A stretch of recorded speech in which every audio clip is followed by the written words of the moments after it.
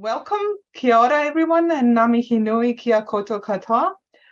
Welcome to tonight's seminar, which is also the 8th seminar in the hot topic seminar series of the Europe Institute of the University of Auckland's Faculty of Arts. My name is Tatjana Buklijas. I'm director of Europe Institute, and I should say a little bit that the Europe Institute is the platform for collaboration between the University of Auckland and Faculty of Arts and European countries and European colleagues. I also work at COI2, Center for Informed Futures at the University of Auckland, which is a research center and a think tank. And this topic of tonight's seminar, titled Another Democratic Future is Possible, Inspiration from Europe, combines the work that COI2 does with regards to thinking through the challenges to democracy that we can see today in the 21st century, from climate change to the algorithm-driven polarization, and also the work on possible solutions with some current, and I would say urgent work that is currently happening in Europe. So our speakers today will talk about their ideas about revitalizing and rethinking democratic concepts, institutions, practice for today's world. And they will speak from their experiences, not so much as academic researchers, but as writers, activists, thinkers, people who have worked in large organizations, people who are now running small and increasingly larger organizations, and in particular who work in the field of deliberative democracy, which is possibly, and I'm a little bit biased here, but possibly the most interesting area of democratic innovation today. So we will hear from Claudia Chwalisz, who is joining us from Paris. She's a political scientist. She is a founder and CEO of an organization called Democracy Next. She's also the former lead of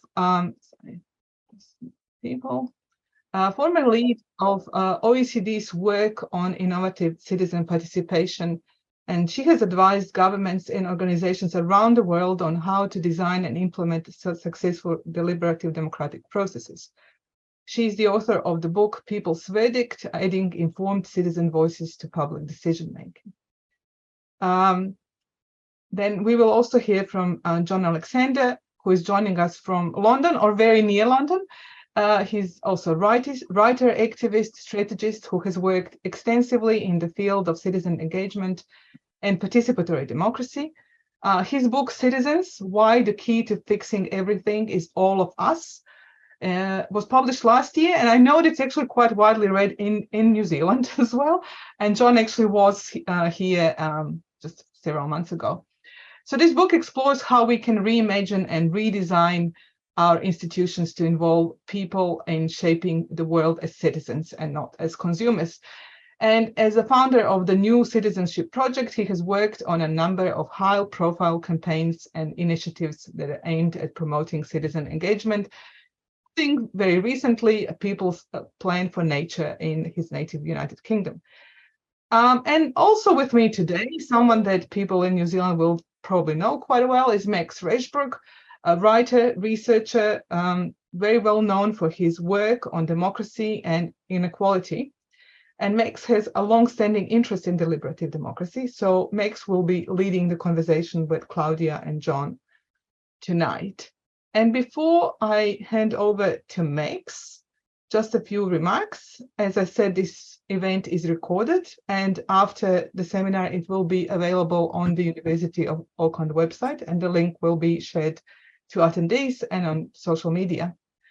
And the plan of tonight's seminar is that Claudia, Max, and Jon will converse for some 35 minutes or so, 30 to 35 minutes, and after that, we should have at least 15 or 20 minutes for questions from audience. So please post your questions in the chat. There's fairly large audience, and so it's just easier for us than through watching who has raised the hand.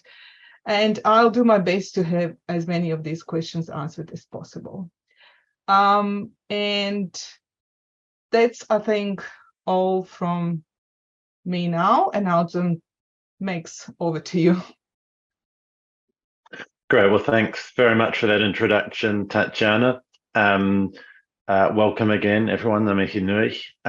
It's such a delight to have Jon and Claudia here with us, two very busy people, two people doing some amazing things out there in the world. So we're very lucky to hear from them. So without any further ado, I'll jump into the questions. And I just wanted to start with a really basic one, if that's okay. And that is just, what is your definition of deliberative democracy? What is it? And why do you think it's important or inspiring? And I think it would be a good place to start, because there will be some people on this call who mightn't know a huge amount about deliberative democracy. And even for people who do, it'll be interesting to hear what your take on it is, what aspects of it you privilege. So deliberative democracy, what is it? Why is it exciting? Claudia, would you like to go first?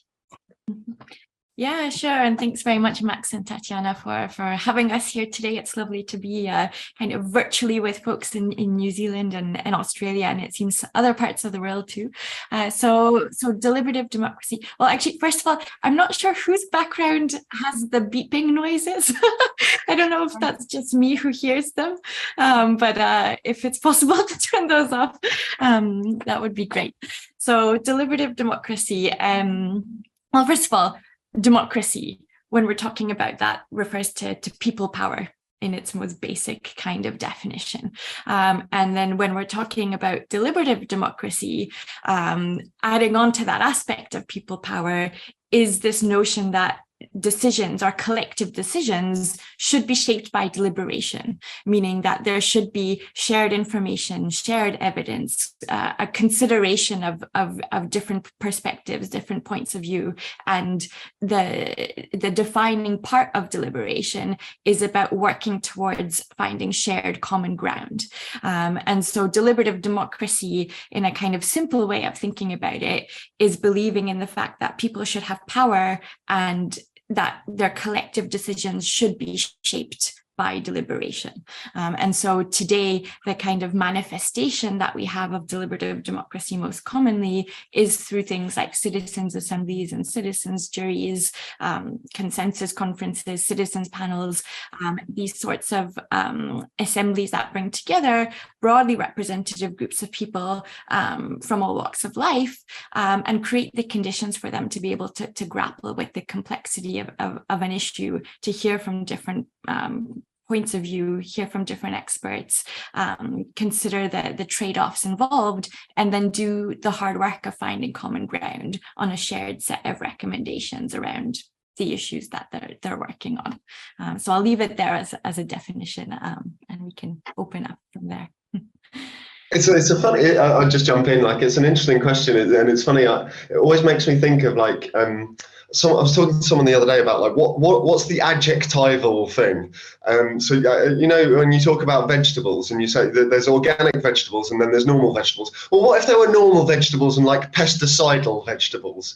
And what thing gets the adjective attached to it is a really interesting kind of question to think about. It's like, so I mean, and like whatever doesn't have the adjective becomes the normal and the default. And it's really interesting the way Claudia started by responding, like, what do we mean by democracy? It's like, if democracy is people power, is people deciding the direction of their own societies, then arguably deliberative democracy is just democracy. It's kind of that's sort of where I would want to go. I mean, just a word more, I guess. For me, and in all of my work, and anyone who's sort of come across me will get battered with this very early on in the conversation, but I talk a lot about the distinction between consumer and citizen as the idea of the individual in society. And in that context, I guess that what I would say is what we have at the moment in many places in the world, what we describe as the default of democracy in many places in the world is actually what I would call a consumer democracy, where people's agency is limited to choosing between a fixed set of options on a sort of quasi-regular basis. And where we're encouraged and perceived to make that decision on the basis of individual self-interest. That's the sort of consumer modality.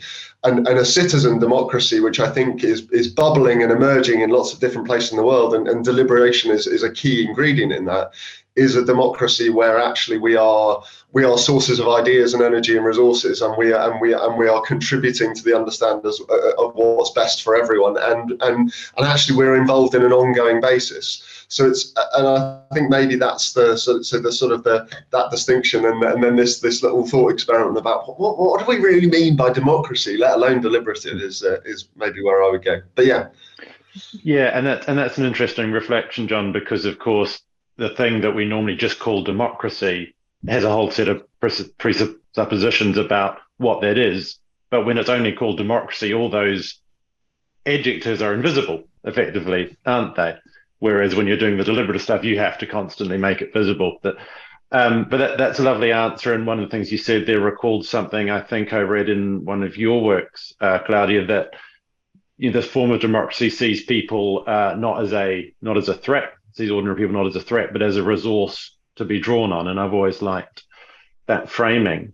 Okay, so we've got a sort of a basic kind of concept established. If we sort of take that into a more concrete mode, when sometimes we've tried to talk about these things in New Zealand to politicians and described, a citizen assembly or something, one of the things that politicians have said to us is, well, we've already got a deliberative assembly and it's called Parliament. We already have people who are representative of New Zealand and they already exchange give reasons for their positions and all these sorts of things. So can you talk a little bit, and again, for some people this will be familiar, but for some people it won't, the kinds of forums that you're creating, these mini public, citizens assembly, citizens juries, what do they look like? And why is it not sufficient for politicians just to say, well, we already have a citizens assembly and it's called Parliament? Yeah, well, I mean, maybe I'll jump in first, and Jon, if you want to come in after as well. I mean, I think in some ways, I wasn't planning to go here, but I think given what Jon was saying and the way you framed this question, I feel like it's also worth taking the look back into, like, historically and in political philosophy, what have we even meant by democracy? And actually, if we go back to the works of Aristotle, the elections were always considered a form of constituting an oligarchic form of governing.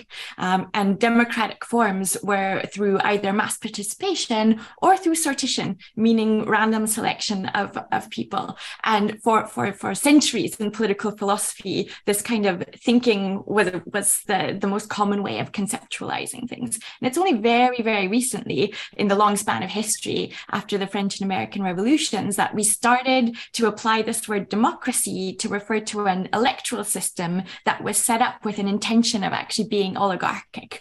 And so we have a system that is not actually very democratic, but that for various reasons historically, we have come to be calling democracy.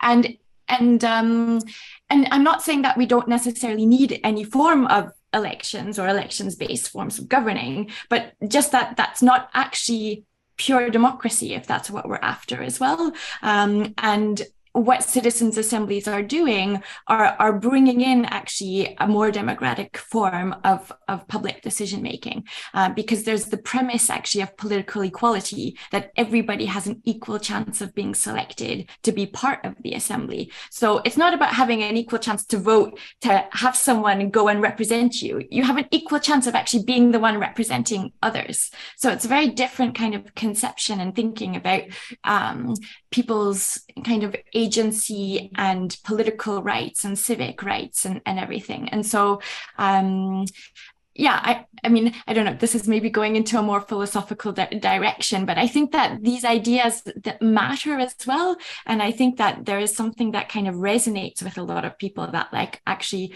the limiting ourselves to just having electoral forms of representation is just limiting our democratic potential more widely. And we've seen with citizens' assemblies that they are bringing in broadly representative groups of people who are currently not represented in any of our parliaments today. If you look at any parliament across the world, none of them is actually like properly demographically representative of the diversity of the populations that they are serving.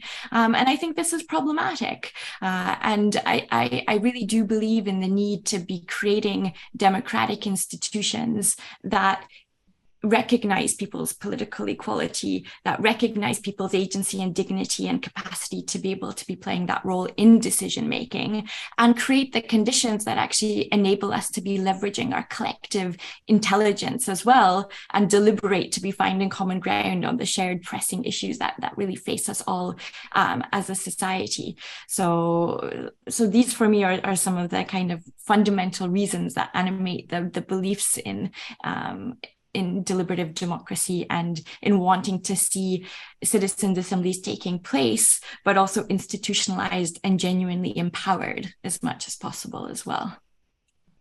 Yeah, I think the thing I would add, and maybe just to come at it from a complementary kind of another angle, is almost the argument from self-interest for politicians, for elected members at the moment, because like one of the ways I've articulated this is like we currently have a situation where most people are left out of decision-making processes, and the very few who are left in are actually coming under increasingly unsustainable pressure, right? Like it's like there's so much pressure and in that situations when and in systems where we know that the systems and processes we have today, and the sort of the default options, the immediate options that are available to us, just aren't commensurate with the scale of the challenges. Like, I mean, climate is obviously very live in New Zealand right now, like on the aftermath of Cyclone Gabrielle. We all kind of at some level know that the existing political systems and processes and the options that are immediately saleable in the next election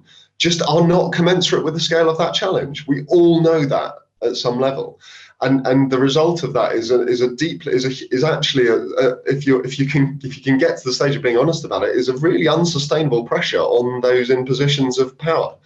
And so this, to my mind, there's a big argument here that's about saying, look, we need to do things differently, and you need some help, right? Like, and that I think is, I mean, I agree with all of what Claudia's saying, by the way, and I think those arguments are probably the strongest. So I'm sort of making this from a more kind of complementary kind of let's have this on. I completely agree with you, and I feel like that's the more maybe like strategic way of thinking about it as well, in terms of the fact that those arguments also need to be made, of course, too.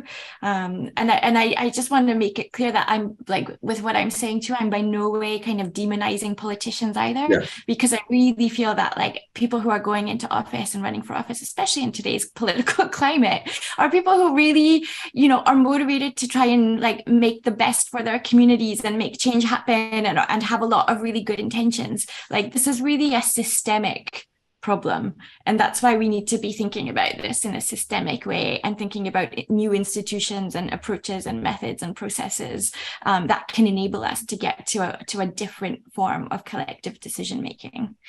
Yeah, absolutely, and I think you know, Jon's point about this can be to the benefit of politicians. I mean, I hardly need to tell you both the evidence that people who take part in these deliberative forums come out with a greater faith in how the system works, and they feel more empowered, and their sense of the legitimacy of the system increases. I guess it's a tricky trade-off for politicians, though, because they are in the short term giving up some decision rights in order to gain that longer term sense of trust. And we all know how bad people are about, you know, taking short-term pain for long-term gain.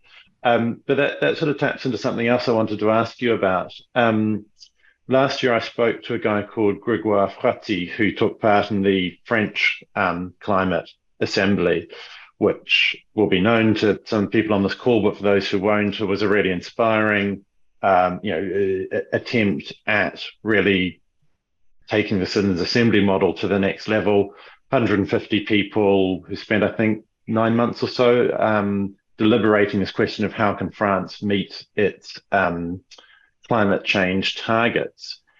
And I spoke to Grégoire about that experience, and I asked him, you know, do you think that you guys should be replacing the politicians? You know, do you think that forums like your citizens' assemblies should take over, you know, should be empowered at a very high level? And he said, no, I don't think so. You know, I don't want to take the place of politicians.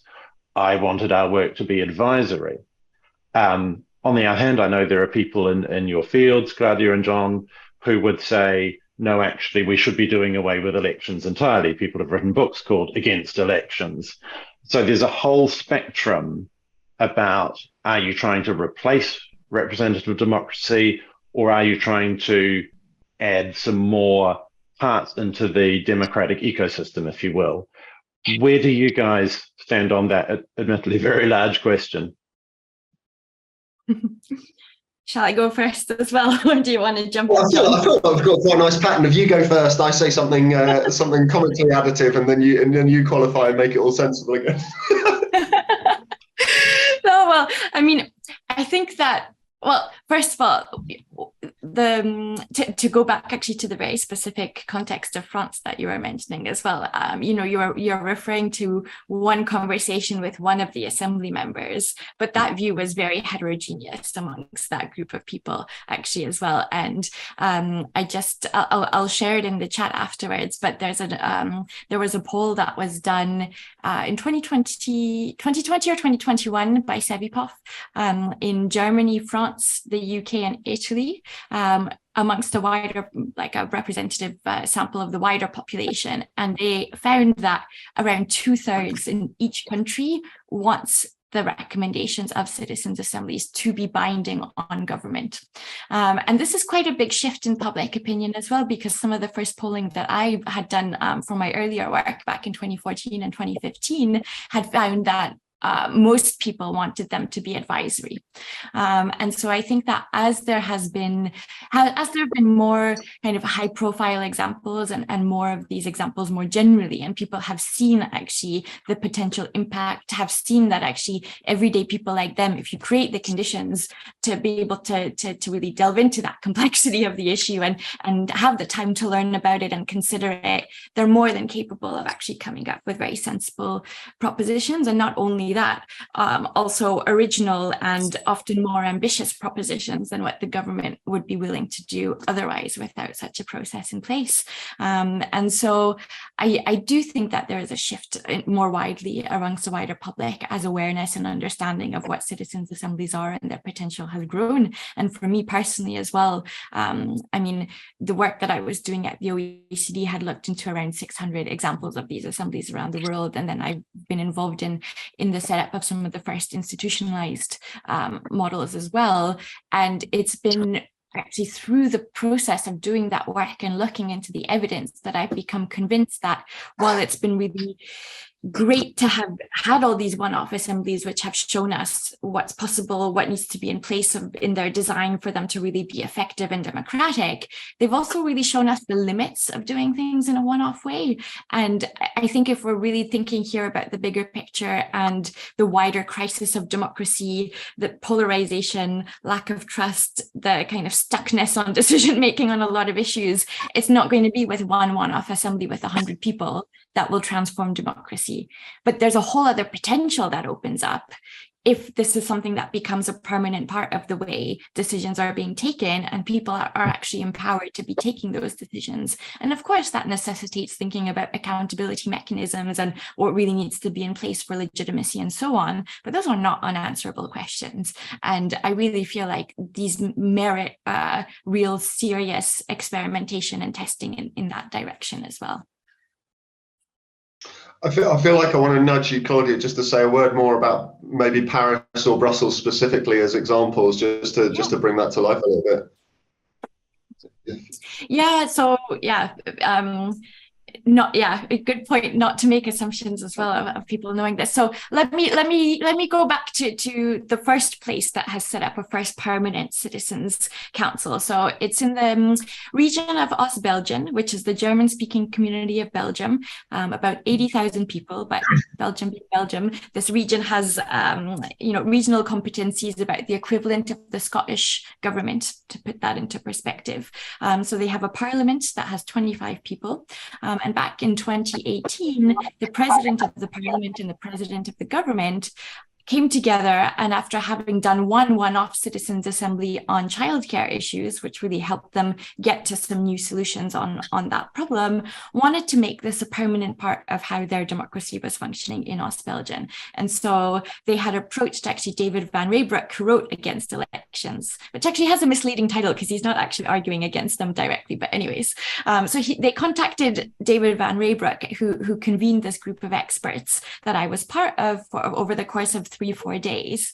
And we had reflected on how do we actually make something like this permanent. And our initial instinct was actually about, well, we could make this like a kind of second chamber, because this is a bit what we're used to in all our different institutions. And that was the kind of instinctual thinking of like, well, let's just embed this as a second chamber that works with the parliament. But actually what we did instead, because when you open up the imagination to thinking about new institutions, it actually liberates a whole new kind of approach to thinking about what could be done and what roles could citizens be playing. So there's sorry. Someone needs to mute the okay. Yeah, keep going, Claudia, I think. All right. Okay. So so what we have developed is that there's the parliament with 25 people, and there's a permanent citizens council that has 24 people, and it has an 18-month mandate. And every 6 months, though, a third of that group rotates out and is replaced by new people. So at all times, there's like a mix of people who've been there a bit longer and some fresh perspectives, and they have two roles. So the first is actually agenda setting. So it's up to this group of broadly representative people to decide what should be the issues that go to a one-off citizens assembly every year, because we found that the agenda setting often gets decided very much top down. And so how do you also give that element over to citizens as well? So citizens have agenda setting power in the Citizens Council, and each of those citizens assemblies functions in the sort of classic way of a citizens assembly. So 25 to 50 people who deliberate over the course of 3 to 6 months on one like specific topic. And now there's anchoring legislation which obliges those recommendations to go to a parliamentary committee and to have at least 2 debates and a vote by the parliament on those propositions that come out of it. And so the second mandate of the longer form 18-month Citizens Council is also one of monitoring. So they make sure that those debates are actually happening. They kind of have a sense of what's going on with the implementation of the recommendations. And the sort of issues that the Citizens Council has put forth to citizens' assemblies have been things like, how do we improve the working conditions of healthcare workers? And this was actually before COVID. What do we do about our affordable housing crisis? How do we improve our system for lifelong learning in the region? And the one that's happening right now is about how do we better integrate people of a migration background into our community.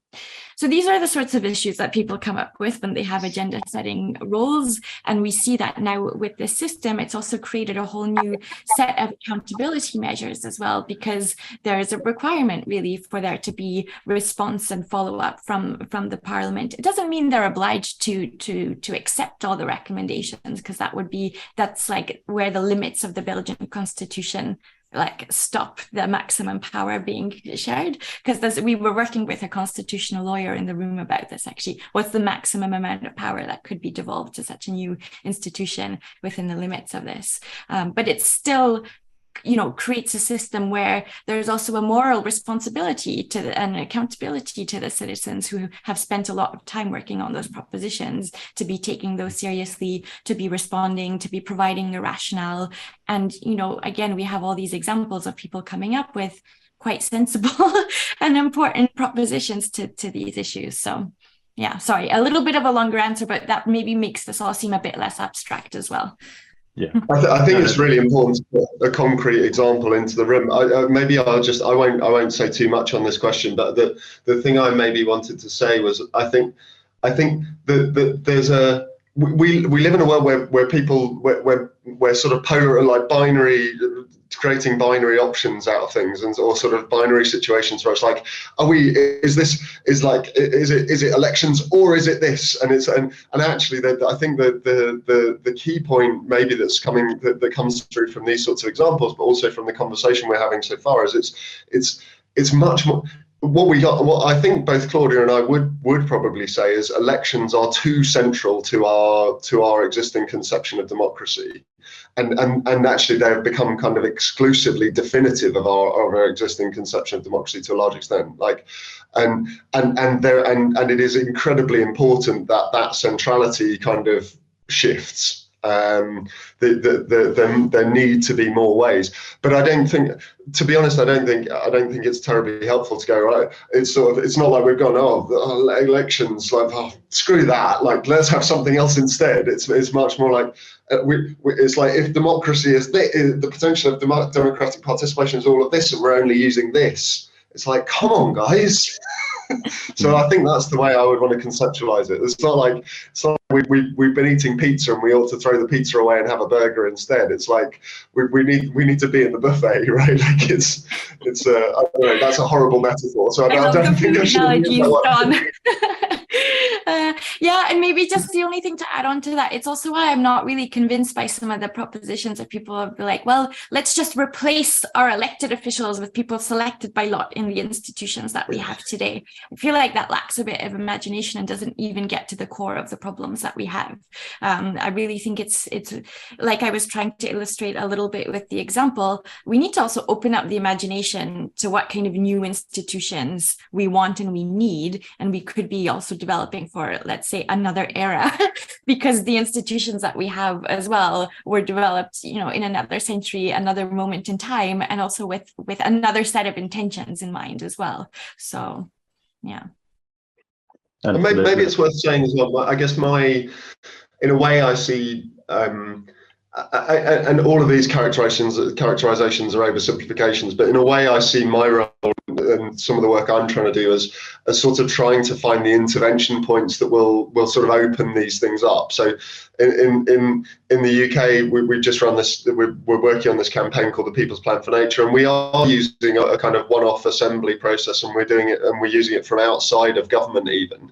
But what we're trying to do is sort of demonstrate the power and potential of these things, and that I think is a viable method. And from where we are in the UK right now, sort of trying to create a public awareness, a sort of a demonstration of the value of these things is probably the step that we're at.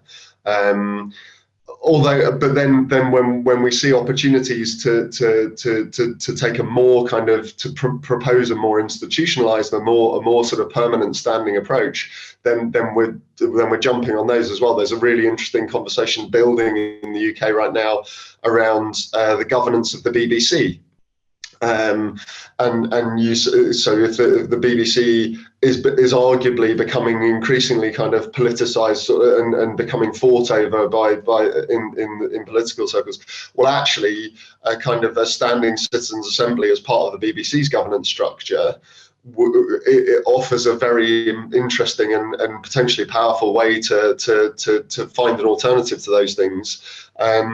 And so some of this, I think, there's both the question of sort of what's the ideal that we might be working towards, and the question of like, and from where we are in different contexts, like what are the intervention points that can start to help us get there and build the.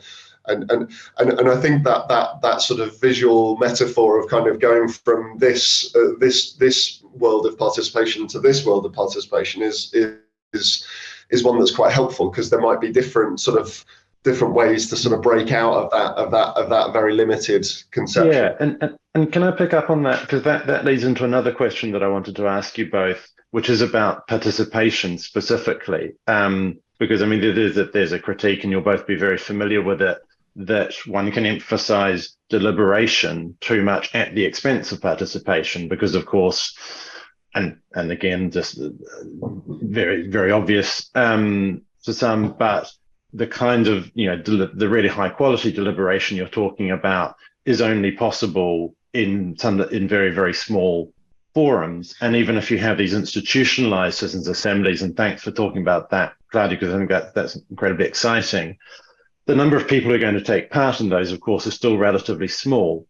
And there are critiques, of course, which say, well, has this emphasis on mini publics and citizen assemblies and citizens' juries abandoned that wider question of, well, how do we get really large numbers of people. I mean, in an ideal world, everybody engaged in democracy. So, are we at risk of losing that emphasis on mass participation?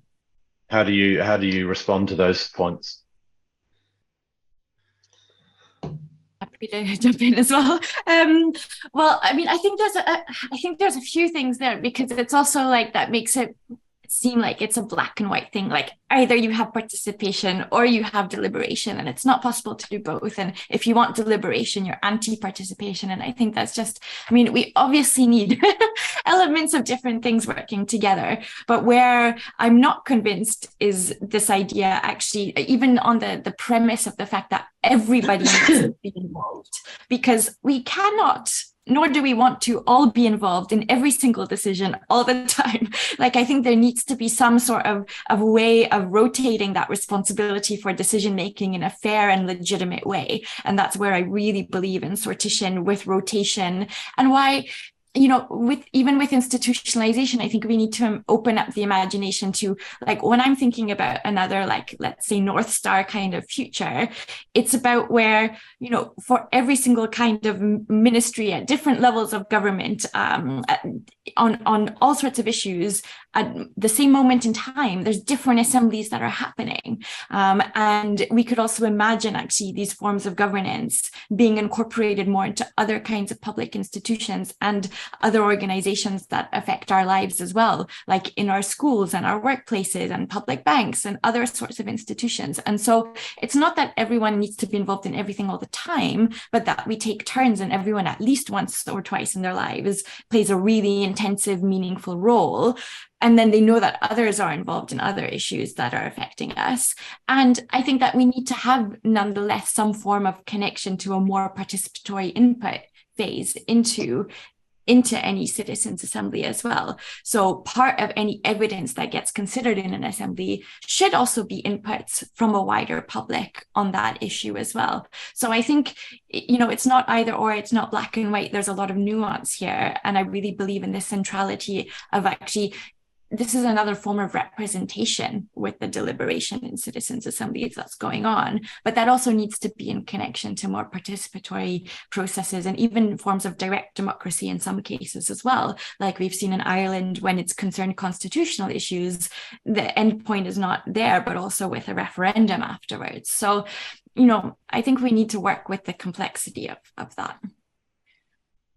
Yeah, I mean the way Ireland is using this process is arguably is a really interesting example. I think the most famous case study being the referendum which resulted in the process which resulted in the legalization of access to abortion up to 12 weeks in Ireland after a referendum in 2018, but involved the Citizens' Assembly sort of effectively developing the recommendation that then went to referendum, and that Citizens' Assembly had a whole kind of national conversation fairly deliberately kind of supported around it, which involved kind of huge efforts of storytelling and story sharing and experience and witness statements to the Citizens' Assembly being openly published and available to the wider public and so on. And I think that maybe the way I would describe this, again, it's sort of the framing of a kind of tension between participation and deliberation. I don't think is right. I think it's almost the way I've come to see it, and Claudia and I have talked a lot about this over the years, is that actually participation in a way is the broad universe, and deliberation is a sort of key type of participation. So like voting arguably is a mode of participation as well. The point is that and we want all of those things. We want more open policy making. We want more open idea generation. We want challenge prizes. We want all of that stuff to be more kind of going on more. The point though is, and the sort of the reason why deliberation is special and central and like without mixing too many visual metaphors, it's because it's kind of a nucleus of the atom of this stuff, right? Like, and it's because, as Claudia says, deliberation offers a different approach or a complementary approach or an expanded approach to representation, which is right at the heart of of this stuff, and which we're always going to need in order to not need to involve everyone in everything and referendum everything, which wouldn't work anyway. So it's more saying, deliberation is an especially important kind of central kind of participation, rather than being a tension between them, in my view. Yeah, great. No, thanks very much for that. All right, well, we should move on to some questions from the audience. Tatjana, I think I can see one principally, one main question. There was one question from Dan. From Richard McGeorge, that I think may have come just to me. I'm going to copy it here. And it says, consumer democracy has given rise to an extractive culture that has contributed to biodiversity loss, pollution, and climate change. And how might deliberative democracy or expanded democracy address our consumption habits? And is it the political system what's most unsustainable? I feel like that's a Jon question. Yeah, that does feel like it's kind of in my wheelhouse. I get, look, just to unpack my kind of broader take on the world a little bit more, what I talk about is sort of seeing the world, like every aspect of society, through the lens of stories of the individual in society. And I kind of in the book I wrote, I talk about 3 stories of the individual in society: the subject story, the consumer story, and the citizen story. And in each of those, the institutions and the systems and structures of the society derive from and represent that story.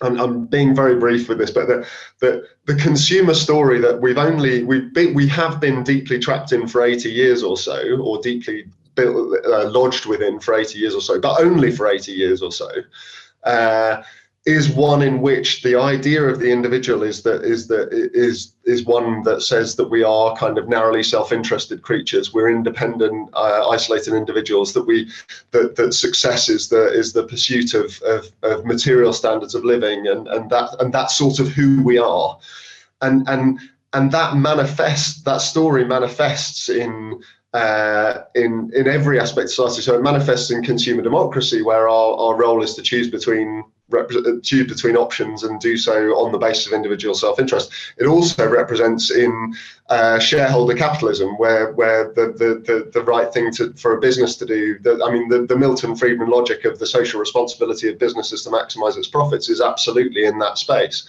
It even manifests in charities, where charities sort of see themselves as competing for donations rather than, so that is a whole kind of frame there.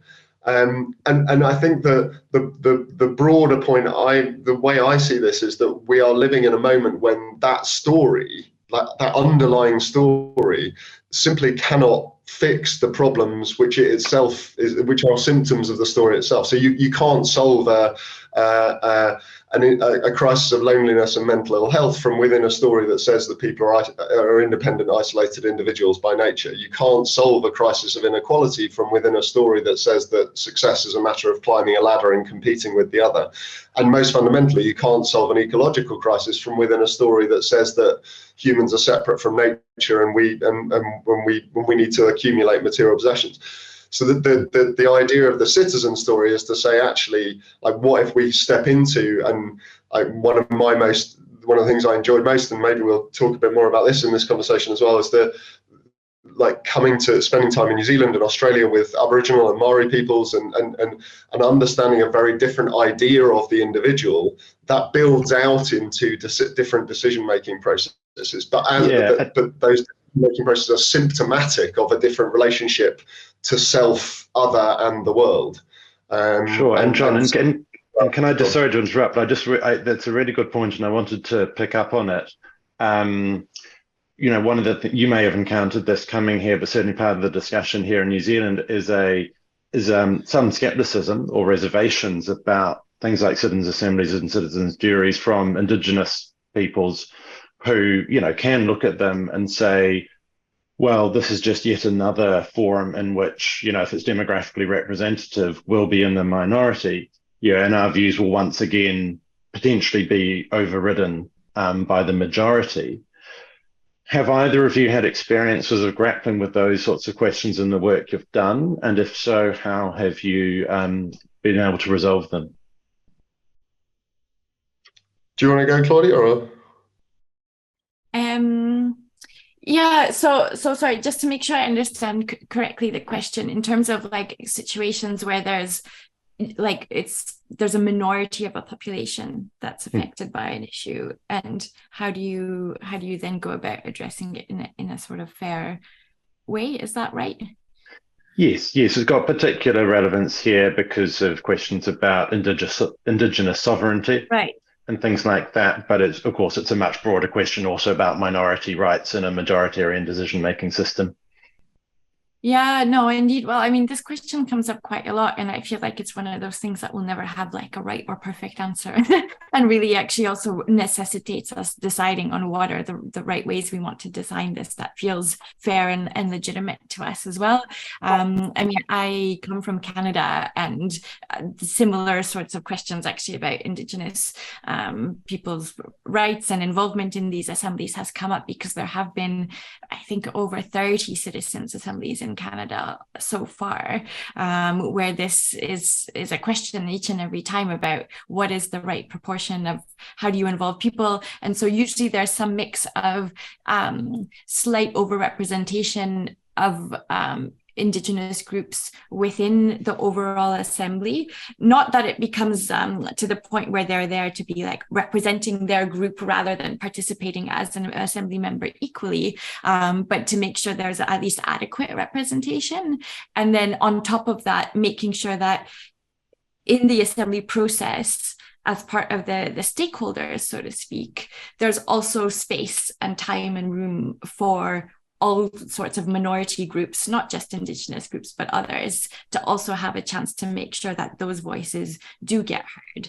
And I think that this is one of those important elements where sometimes we get asked the question about, well, should we not be overrepresenting some of those minority groups to a large extent within the overall assembly? And I find that problematic in some ways from a different perspective, because part of the magic in some ways of a citizens' assembly as well is that people are all coming into that assembly space equally as members of a community of people living together. So if I'm an assembly member, I'm not there to represent women. I'm not there to represent a specific group. I'm not there to represent my party or the company I work for or anything else. I'm there as someone living in this community together with everyone else. And I think that once you start to get into a space of over-representing certain groups, you change the dynamics and the way people are entering that space. And I think it makes it a lot harder to get to this also shared consensus at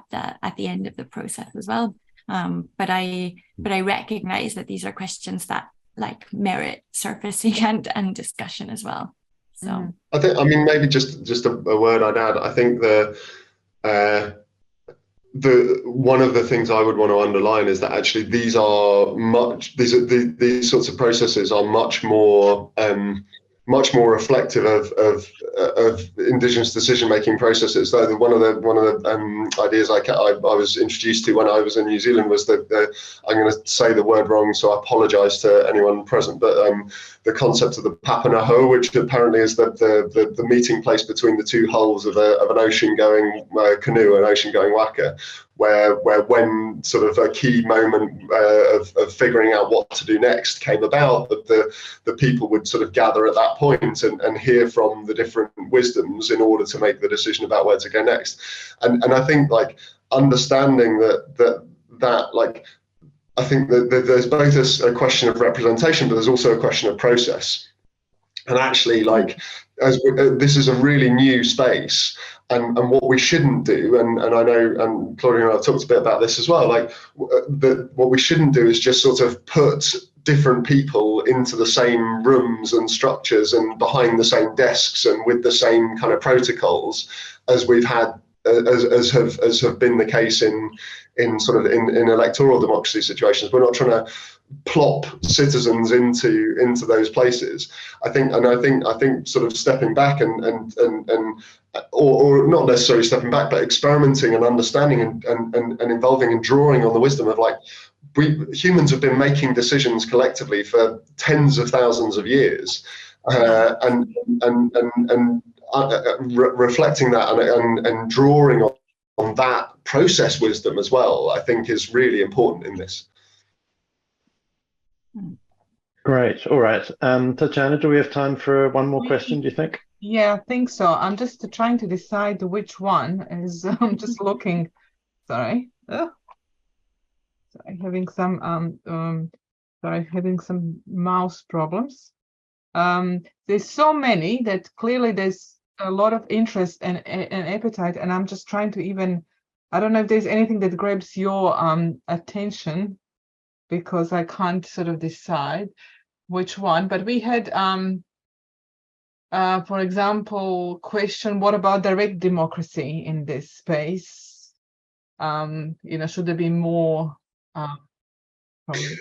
in that? I like Rob's comment to randomly select a question. Maybe we're in sort of territory of closing remarks a little bit as well, and just looking through a few of them. But for me, I think for me the sort of spirit of this is like, and the thing I want to leave people with is there's so much more to democracy than elections and consultations, like, and it's sort of what I want people to see is like a whole exciting like opportunity to go, like, what if actually we can tap into the ideas and energy and resources of everyone in our societies, like, because that is the only approach that. All of us are smarter than any of us, and we're facing challenges as humanity and as nations that are greater than any we've ever faced before. And the only strategy that is going to be commensurate with the scale of those challenges is to tap into the ideas and energy and resources of everyone. And I think when you think like that, it shifts the frame of this moment in time from one that often, and it, to me as well, feels like one of kind of collapse and like, oh God, like polycrisis or meta-crisis or whatever you want to talk about, and goes, actually no, this is a time when actually if we can come together and we can find ways to figure this stuff out together that are more exciting, more creative, more dynamic, more drawing on indigenous wisdom. New Zealand has a huge opportunity as a result of that. So excitement would be my kind of parting vibe, I think. I don't know if you want to say anything, because it is true, we only really have 3 minutes. Claudia, if you want to spend 60 seconds on anything. Yeah, no, indeed. I mean, at this stage in 60 seconds, I think all I can really do is reiterate in some ways what Jon was just saying as well. Like, I hope that people also leave this conversation feeling excited, feeling like there is something else that's possible. I feel like sometimes in the conversations we have around like the crisis of democracy and all the different kinds of crises we're facing today, there's this sense of like, well, either we try to kind of save our electoral politics and, the things that aren't working there, or otherwise we might just fall into autocracy. And those are not the only binary kind of set of options that are there. And there's so much more that we can be doing. And I feel like what we're trying to do with this work is to open up, another way forward, to say that we could really be building new institutions that are built around another set of democratic principles of participation, deliberation, representation by lottery, and then doing what we can to be shifting genuine political and legislative power to those bodies to open up another democratic future being possible. And it's already happening. And to me, that gives me hope because it shows that this is possible. And it's a matter of having that imagination and the will to at least try and to make it happen. So, yeah. All right.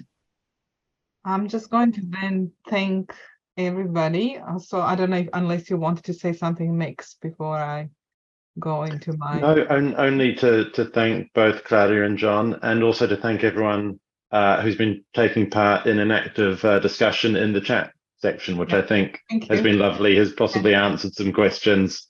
Thanks, Claudia, for everything you've dropped in there. And that's actually a nice example, probably, of deliberative democracy at work. So thank you all. Thank you. Thank you so much. And yes, thank you. At least we managed to give some information in the chat.